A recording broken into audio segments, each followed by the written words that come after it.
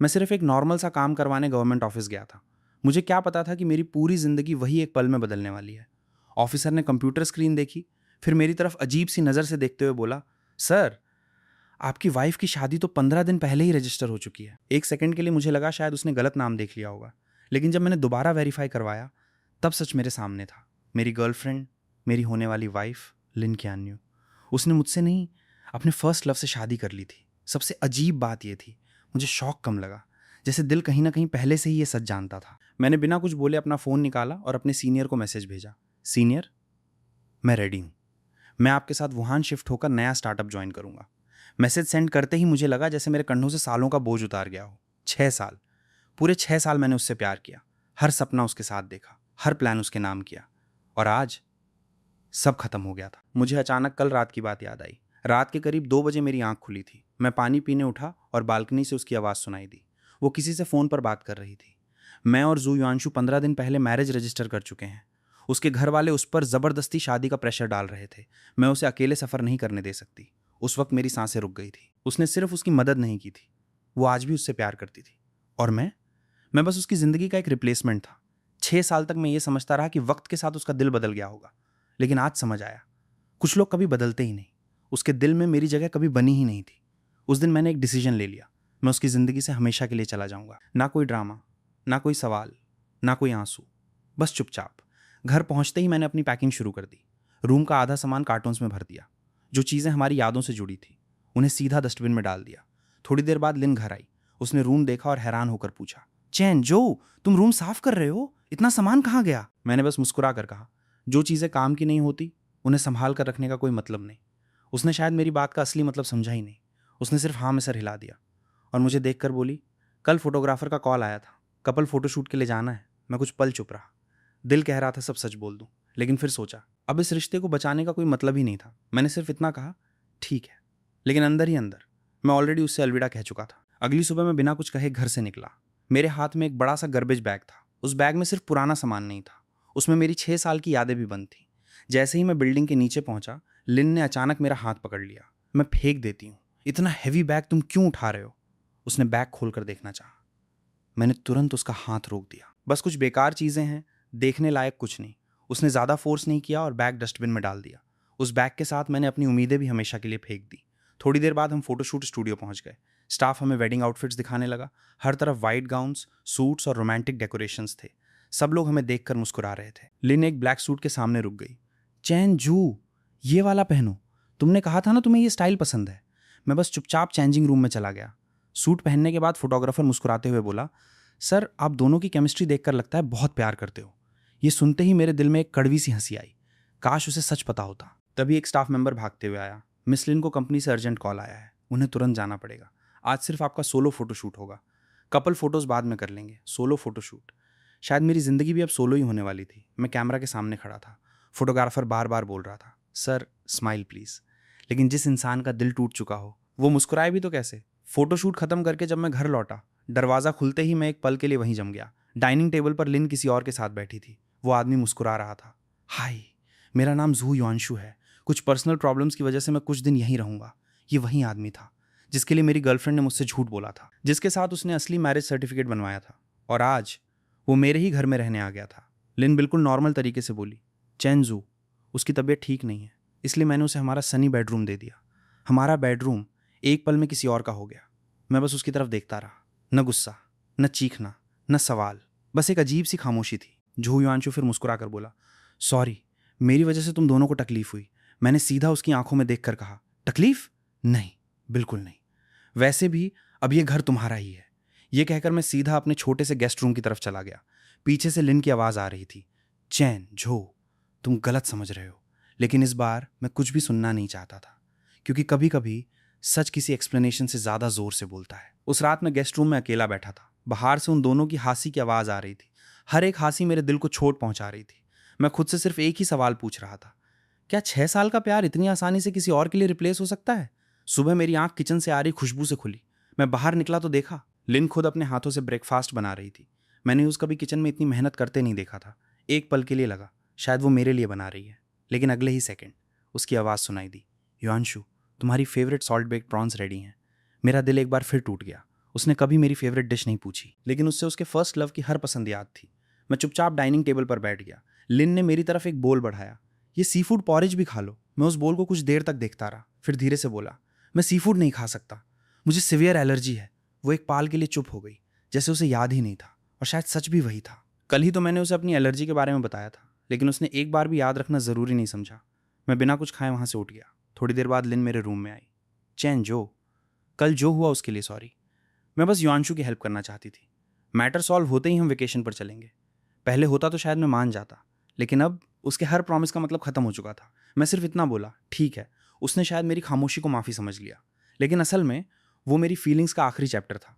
शाम को उसने कहा, आज कॉलेज रियूनियन है, चलो साथ चलते हैं। मैं माना करना चाहता था, लेकिन सोचा वैसे भी ये मेरी उसके साथ आखिरी यादों में से एक होगी। रेस्टोरेंट पहुंचते ही सबकी नज़र हम पर टिक गई, लेकिन कुछ ही देर बाद सब लोग लिन और युआंशु के आसपास जमा हो गए। क्या बात है, इतने सालों बाद भी तुम दोनों साथ हो? मैंने तो पहले ही बोला था तुम दोनों हस्बैंड वाइफ लगते हो। क्या फाइनली शादी कर ही ली? हर एक सवाल मेरे सीने में तीर की तरह लग रहा था। मैं बिल्कुल उनके सामने बैठा था, लेकिन किसी ने एक बार भी मुझे उसका बॉयफ्रेंड नहीं माना। तब किसी ने लिन से मजाक में पूछा, सच बताओ, युआंशु के अलावा कभी किसी और लड़के से प्यार हुआ था? हॉल में अचानक खामोशी छा गई। मैं उसकी तरफ देखने लगा। दिल के किसी कोने में अब भी एक छोटी सी उम्मीद थी कि शायद इस बार वो मेरा नाम लेगी, लेकिन उसने बिना एक सेकंड सोचे जवाब दिया, नहीं, मैंने कभी किसी और से प्यार नहीं किया।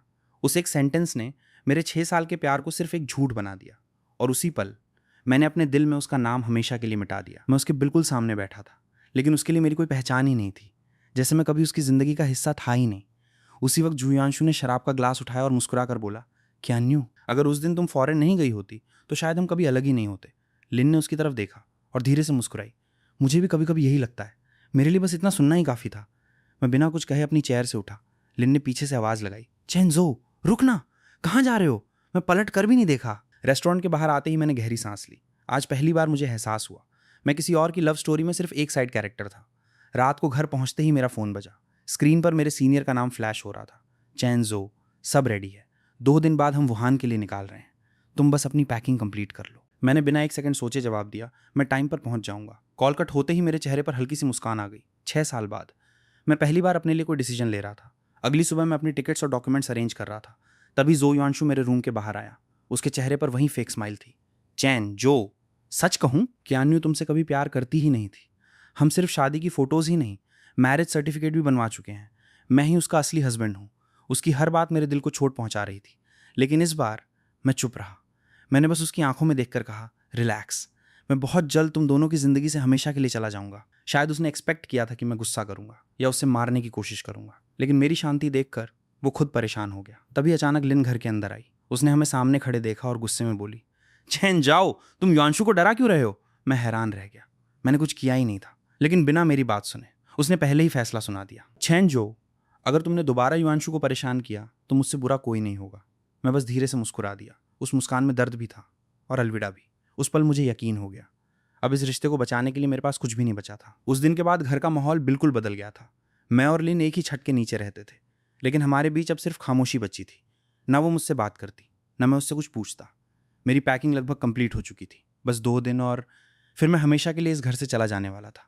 लेकिन शायद किस्मत को अभी भी मेरा और इम्तिहान लेना बाकी था। उस शाम मैं अपने रूम में लैपटॉप पर ऑफिस का काम कर रहा था, तभी बाहर से जू युआंशु की चीखने की आवाज़ आई, क्यान्यू बचाओ। मैं तुरंत बाहर निकला। वो सीढ़ियों के पास ज़मीन पर गिरा हुआ था, उसके हाथ से हल्का सा खून निकाल रहा था, और मेरे बाहर आते ही उसने सीधा मेरी तरफ उंगली दिखा दी।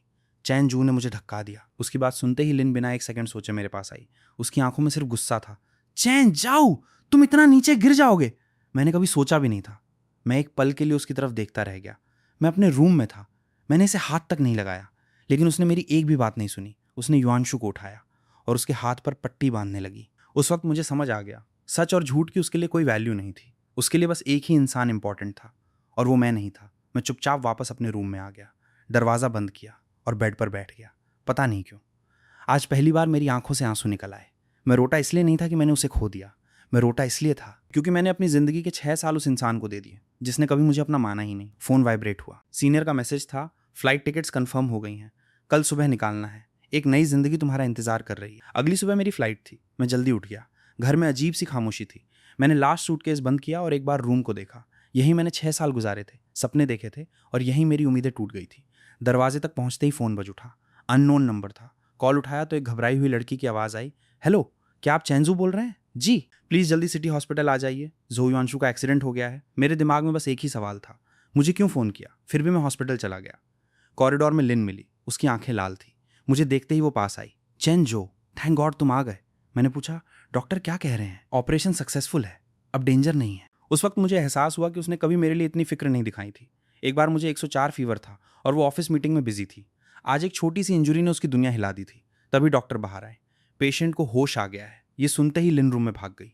दरवाजा आधा खुला था, अंदर से आवाजें आ रही थी। युवांशु, अब कैसा फील हो रहा है? तुम ठीक हो ना? तुम्हें कुछ हो जाता तो मैं खुद को माफ नहीं कर पाती। मैं बस चुपचाप खड़ा रहा। फिर नर्स आई, सर पेशेंट आपको भी अंदर बुला रहे हैं। मैं अंदर गया। बेड पर लेते जो युवांशु ने कमजोर सी स्माइल दी। चैन, जो सॉरी, मेरी वजह से तुम दोनों के बीच प्रॉब्लम्स हो गई। मैंने सीधा कहा, अब हम दोनों के बीच कोई रिलेशनशिप नहीं बचा। मुझे जो समझना था समझ चुका हूँ। रूम में खामोशी छा गई। लिन की आंखों में पहली बार डर था। शायद उसे समझ आ गया था कि मैं सिर्फ नाराज नहीं, सच में जा रहा हूँ। मैंने पॉकेट से घर की कीज निकाली और टेबल पर रख दी। ये घर अब तुम दोनों का है। मेरी फ्लाइट 2 घंटे बाद है, अलविदा। मैं मुड़ गया। किसी ने मुझे रोका नहीं। हॉस्पिटल के ऑटोमेटिक गेट खुले, मैं बाहर आ गया। ठंडी हवा चेहरे से टकरा रही थी। टैक्सी एयरपोर्ट की तरफ दौड़ रही थी और मैं पीछे नहीं देख रहा था, क्योंकि कुछ रिश्ते सिर्फ छोड़ देने से ही खत्म होते हैं। और आज मैं आखिरकार आज़ाद हो चुका था। एयरपोर्ट की तरफ जाते हुए मैंने एक बार भी पीछे मुड़कर नहीं देखा। टैक्सी की खिड़की से बाहर देखते हुए मुझे लग रहा था जैसे हर किलोमीटर के साथ मेरा दर्द भी पीछे छूट रहा हो। 2 घंटे बाद मैं वुहान पहुंच चुका था। एयरपोर्ट के बाहर मेरे सीनियर मेरा इंतजार कर रहे थे। जैसे ही उन्होंने मुझे देखा वो मुस्कुरा दिए, वेलकम चैनजू, फाइनली तुम आ ही गए। मैंने भी हल्की सी स्माइल दी। पता नहीं कितने महीनों बाद मेरे चेहरे पर यह मुस्कान असली थी। सीनियर मुझे सीधा नए स्टूडियो ले गए। ऑफिस बहुत बड़ा नहीं था, लेकिन उस जगह पर एक अजीब सा सुकून था। यहाँ कोई झूठ नहीं था, कोई धोखा नहीं था, सिर्फ नए सपने थे। मैं धीरे धीरे अपने नए काम में बिजी होने लगा। दिन भर मीटिंग्स, प्रोजेक्ट्स और नए लोगों से मिलना। पहली बार मुझे महसूस हुआ कि जिंदगी सिर्फ प्यार के भरोसे नहीं चलती, कभी कभी अपनी पहचान बनाना भी जरूरी होता है। दूसरी तरफ लिन मेरी जिंदगी से जा चुकी थी, या कम से कम मैं यही सोच रहा था। 1 हफ्ते बाद मेरा फोन बार बार वाइब्रेट होने लगा। स्क्रीन पर सिर्फ एक ही नाम फ्लैश हो रहा था, लिन क्यान्यू। 1 कॉल, 2 कॉल, 10 कॉल, फिर मैसेजेस।